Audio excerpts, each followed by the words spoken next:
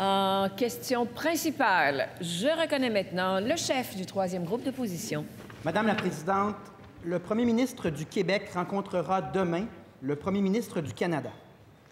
Or, en matière d'immigration, le Québec subit un régime imposé et absolument antidémocratique pour lequel le Québec n'a jamais été consulté, avec des impacts majeurs sur le logement, le français et les services sociaux. Le Premier ministre est d'accord avec ça au point où il a demandé et obtenu un mandat fort pour rapatrier tous les pouvoirs en immigration. Rappelons que c'était pour lui une question de survie de la nation pour éviter la louisianisation. Ça, ce sont ses paroles. Il ne peut pas non plus aujourd'hui minimiser l'importance d'obtenir enfin des résultats, d'obtenir ses pouvoirs, parce qu'on se rappelle que récemment, il a sorti 4 de ses ministres en conférence de presse pour souligner à gros traits le caractère insoutenable et urgent de la situation.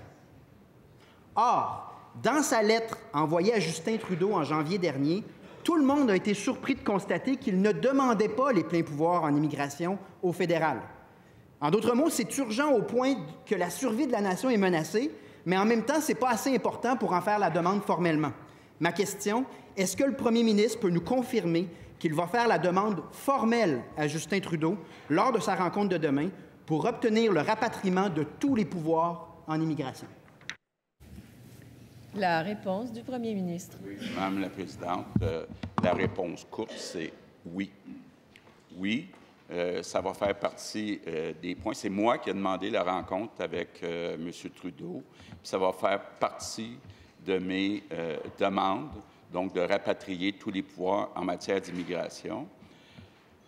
Ce que je vais lui demander aussi, c'est qu'on réduise, puis là, je pense qu'on s'entend tous les deux, le nombre d'immigrants temporaires puis de demandeurs d'asile, parce que le Parti québécois et moi, on est d'accord, contrairement à Québec solidaire puis au Parti libéral.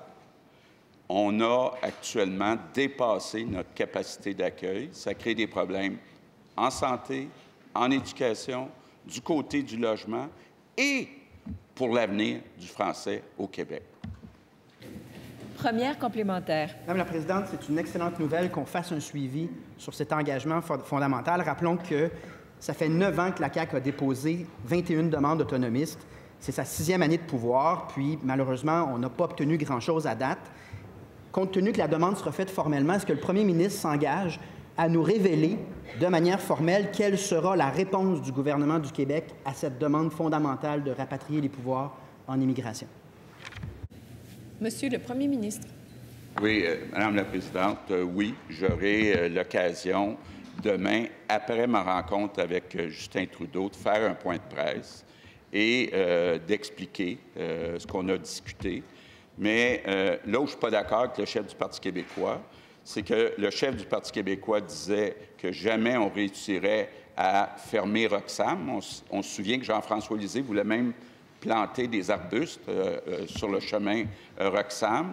Le chef du Parti québécois pensait aussi qu'on ne réussirait pas à remettre en place les visas mexicains. Ce qui est clair, là, c'est que oui, on a des gains, mais il y a encore beaucoup de travail à faire. Deuxième complémentaire. Dans la mesure où une demande formelle sera faite demain, dans la mesure où le premier ministre s'engage à nous révéler la réponse qui viendra d'Ottawa, et dans la mesure où, sur des choses comme les transferts en santé, on a obtenu 1 milliard sur 6, dans la mesure où, sur le rapport d'impôt unique, on a obtenu un refus, dans la mesure où on a obtenu plusieurs refus, que compte faire le premier ministre si, concrètement, Justin Trudeau dit non à la demande fondamentale de rapatrier les pouvoirs en immigration, une question de survie de la nation pour le premier ministre?